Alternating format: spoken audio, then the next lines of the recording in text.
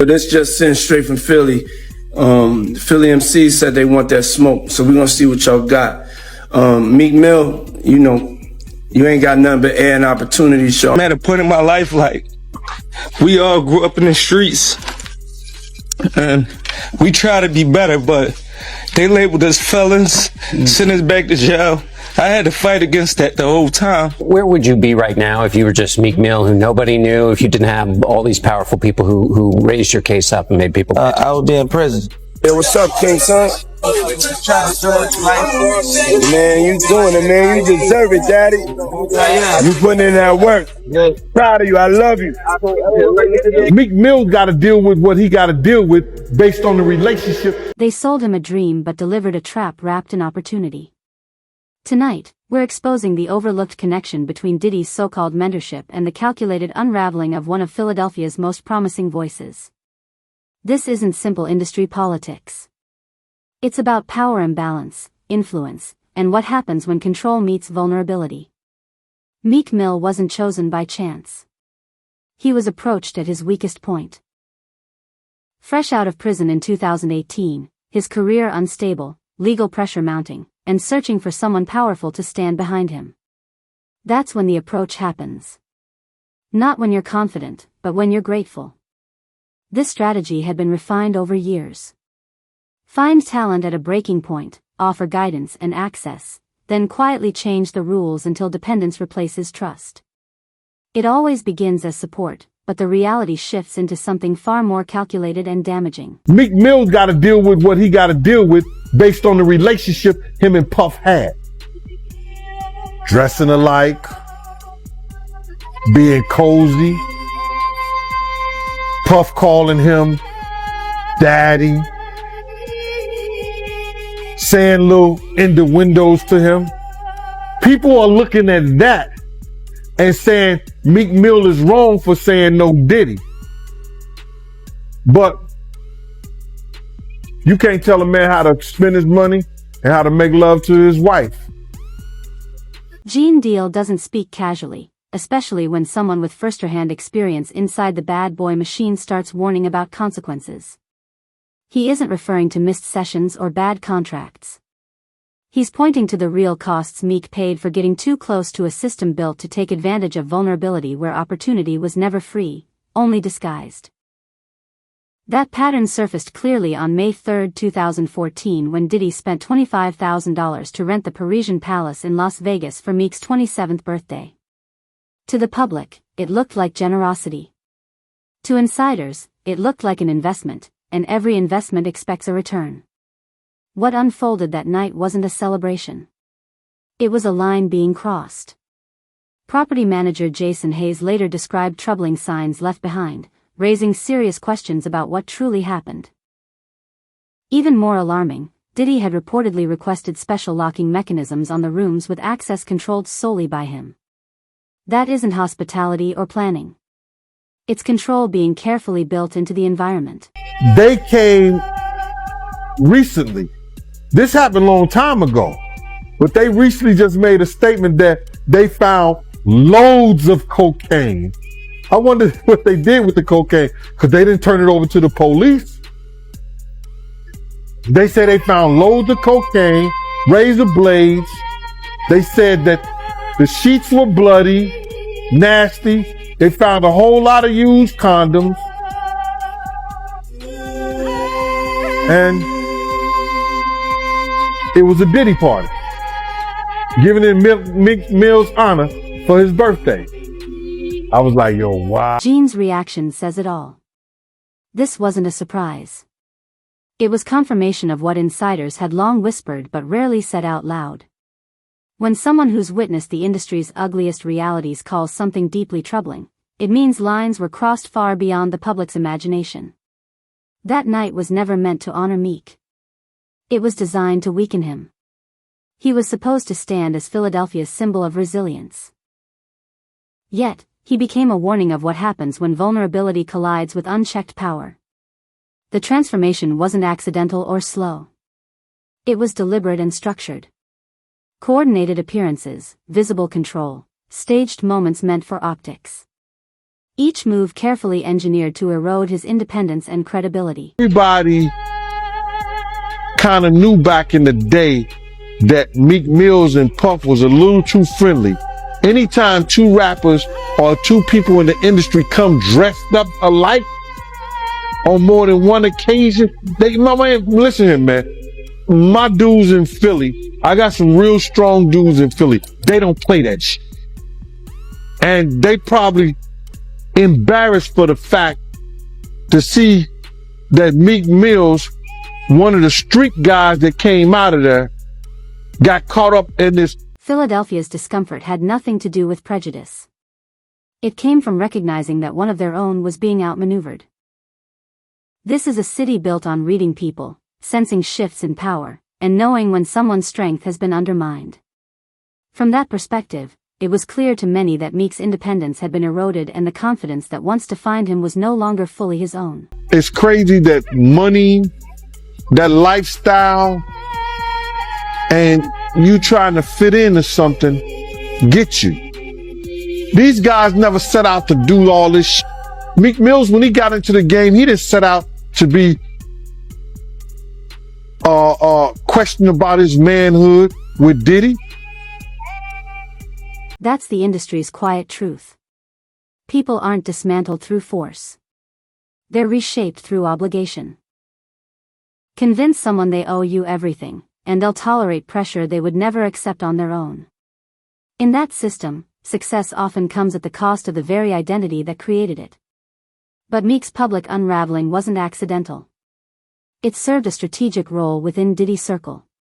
He wasn't only harmed, he was turned into proof. Allegations later suggested his situation was used as an example to attract others, selling opportunity while subtly displaying what compliance looked like. The psychology is calculated. If someone with Meek's reputation could be bent, resistance from newcomers felt pointless. His visibility was leveraged to normalize control, turning perceived success. And Diddy could promise a producer, if he's in a act, that he could give him a Grammy. What kind of power, who he doing, or what he know, that he could get that done? That's some kind of spooky shit, bruh. No disrespect. That's real spooky. If he could promise somebody.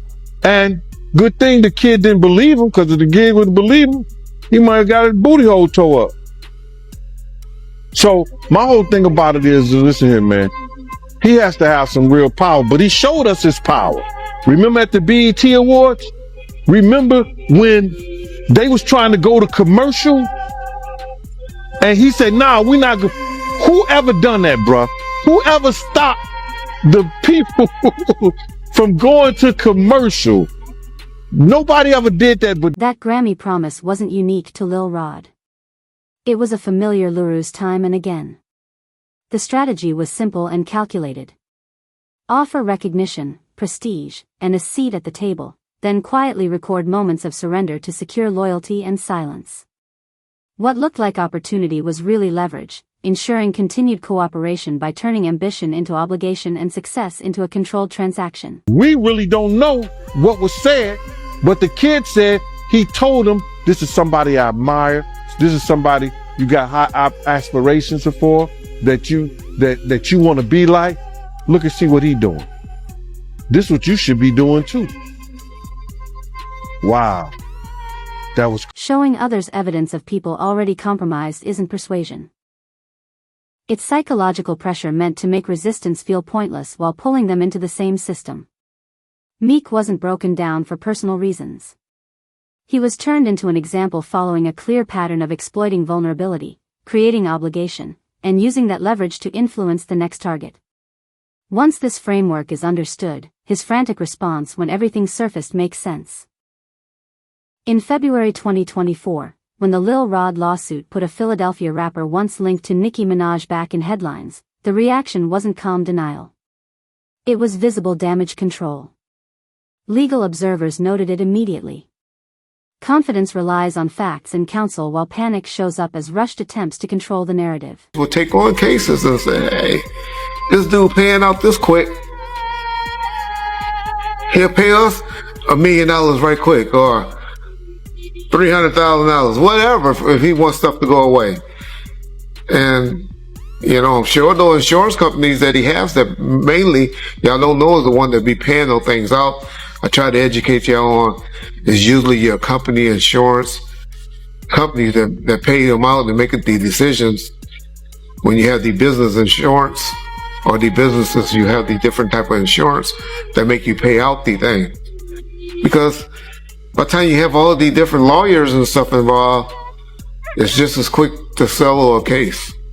So that's unfortunately is what's happening to Puffy. Everybody's gonna come out of the woodworks. So I'm not trying to say that he don't deserve any of these lawsuits. I don't believe about Meek Mills. I'm a Meek Mill fan.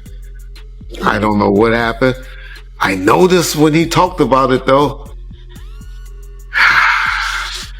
Meek Mills didn't deny it. Like I said, I don't want to believe that that is true, but I'm one of those like y'all. When people don't say you motherfucking crazy, I ain't never did no like that. Then it's usually some smoke with that fire. And so I'm not up here saying Meek Mills was involved in that thing. I'm not saying Usher. Yeah, I am. Or Justin Bieber and all of them. Puffy gonna turn out to be our modern day. Oh, y'all about to get mad. He gonna be Reggie Wright summed it up cleanly. Attorneys recognize desperation instantly, and desperation often fuels costly reactions. More telling than anything else was what everyone noticed. Meek never issued a clear denial. Instead, the response grew louder, more frantic, and increasingly unsteady, revealing pressure rather than confidence. Says he will pay $100,000 to an investigator to find out why his name is being tied in with the Diddy allegations. Back in February, Diddy was sued by a former employee for assault. The lawsuit included redacted names, and fans believe that Meek Mill was one of those names. The lawsuit was filed by Rodney Jones, and he alleges that Diddy told him he had relations with an unnamed rapper. The footnote of the lawsuit claims that that rapper is from Philadelphia and dated Nicki Minaj. At the time, Meek Mill tweeted denying the allegations that they were talking about him. He denied being gay or doing any drugs, and he made multiple tweets about this, completely denying that he had any sort of personal relations with Diddy in that way. Now, many months later, as Diddy is still being investigated, Meek put out another tweet. He says, "I want to hire an investigative team $100,000 cash to find out every specific detail involving Meek Mill's name to Diddy's case. I also want them to look at who is powering the media involving Meek, anything." With those tweets weren't a defense. They exposed panic.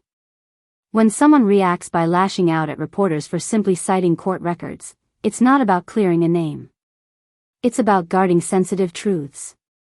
Panic breeds mistakes, and mistakes create powerful enemies. Then things start to look less like coincidence and more like consequence. In December 2024, Meek posted footage of himself unconscious beside his new Cyber truck, claiming a mechanical failure after the brake pedal detached. Online. Many read it differently as a warning. In that world, nothing is random. Every moment carries weight and every action has a price. Yeah, while the whole brake pedal came off.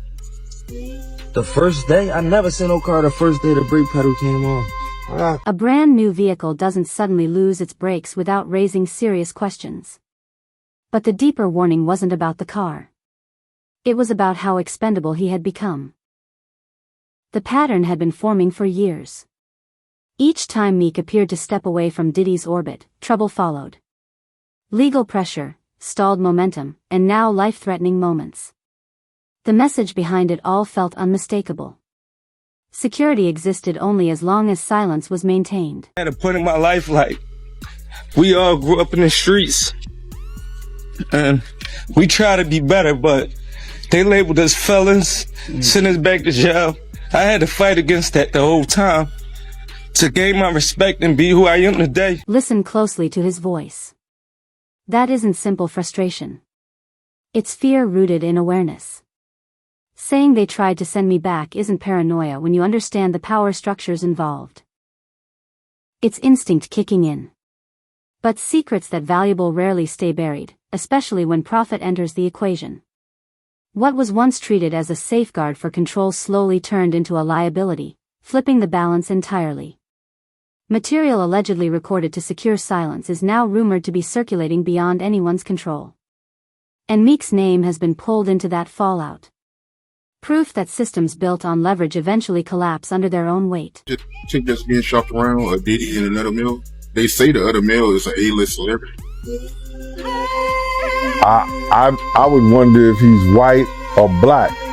And if I'm looking at any black guys that are A-listers that's bigger than Diddy, there's only one that I could come up with. And there's a few I can come up with. Will Smith. He's bigger than Diddy. I would think Nick Cannon is bigger than Diddy. Who else on the black that are black actors or black in the business that's an A-lister that's bigger than Diddy is black? That's hard to think. But then if you got the A-listers, you know, you got to realize he ran with that that Rat Pack, and I don't want to even say their names, but they said I got their names wrong last time. What's his name? Kushner. What's the other guy? Leonardo. Yeah, his name. Man, I don't keep up with these cats. But I heard that that's not only the tape that's being shot. There's some other tapes out there, other people too with him. Gene Deal's confirmation carries weight because he isn't guessing. He's relaying information.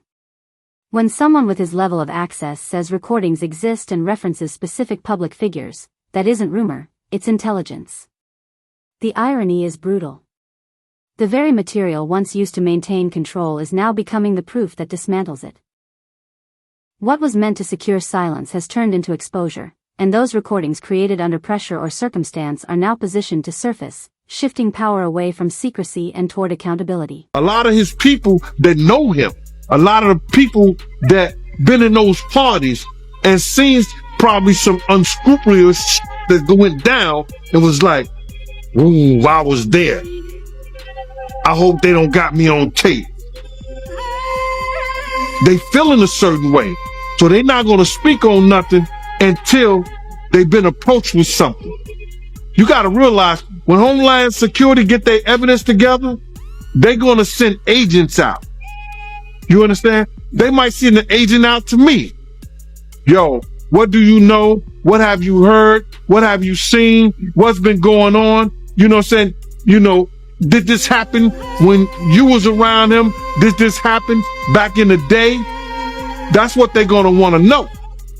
You know what I'm saying? So they're going to send investigators out. They're going to send people out for anybody that they can get some information from to help their case.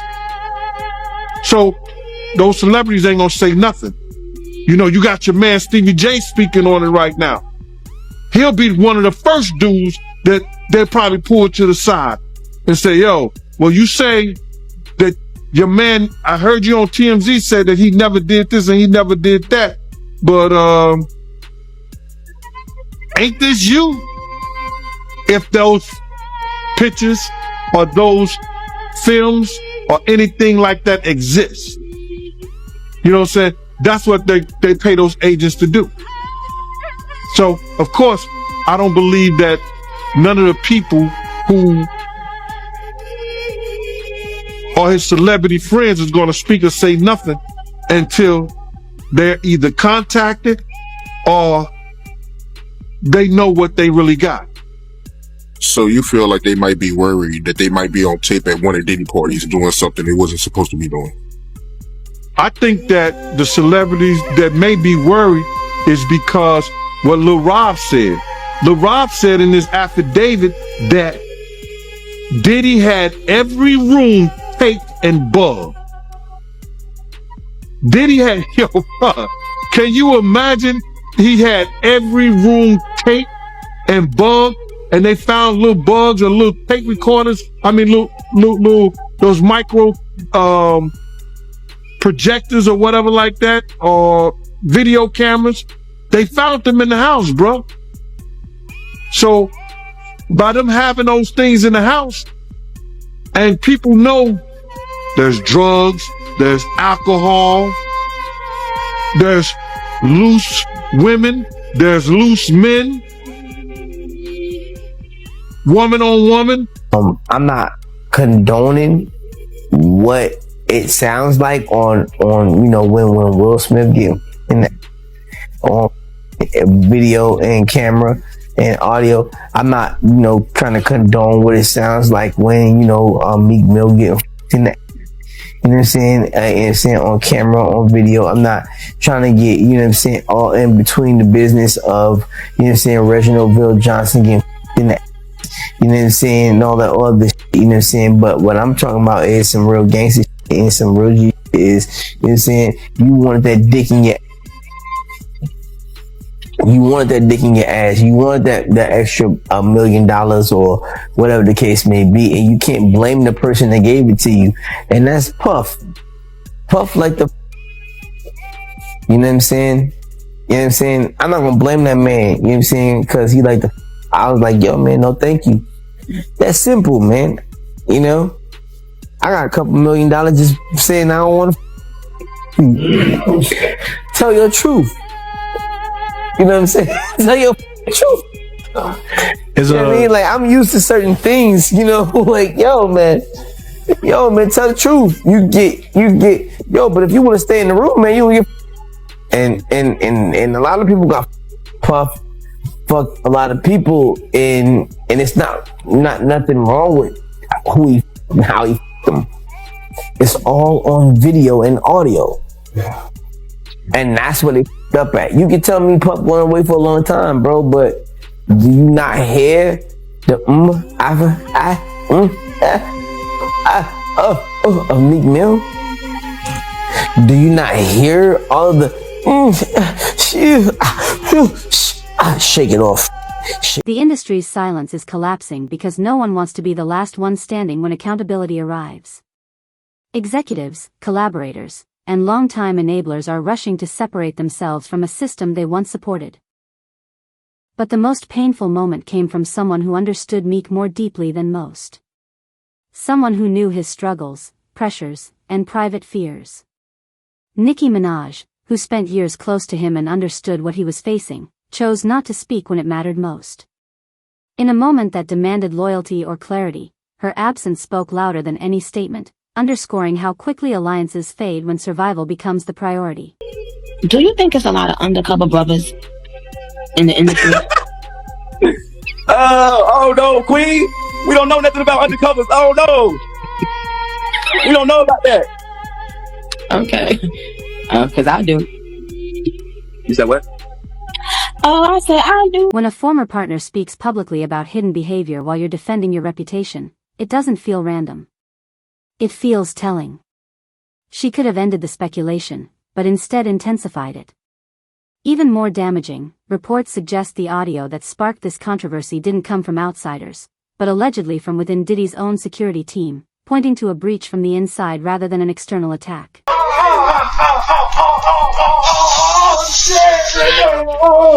All the champagne was spiked, son. Like, all the champagne was spiked. Everybody was passed the out. I don't drink, so I was playing that shit off like I don't drink. I smoke. Like, I smoke and I had my own weed, but like everybody was passed out. Yo, Diddy had that man in the room. Look, yes, I put my ear to the door and I brought the phone because Diddy started going in overdrive. I ain't know what the was going on, but I just heard balls slapping against ass cheeks. I heard struggling to take dick. I heard being like, yeah, daddy. Like when he started all that daddy this and daddy that, and then I heard some hollering and struggling. Like, yeah, I kept the phone there and I recorded all that shit because I was like, this Diddy bitch. So The Bodyguard's account shifts the entire narrative, exposing a pattern of alleged manipulation involving tampered environments, coerced situations, and recorded encounters used as leverage. This wasn't a consensual dynamic. It was structured mistreatment designed for control. Even more disturbing are claims from an industry insider suggesting the damage wasn't only psychological. According to her account, the toll on Meek extended into serious physical consequences, requiring multiple hospital visits and leaving him with long-term health issues that permanently altered his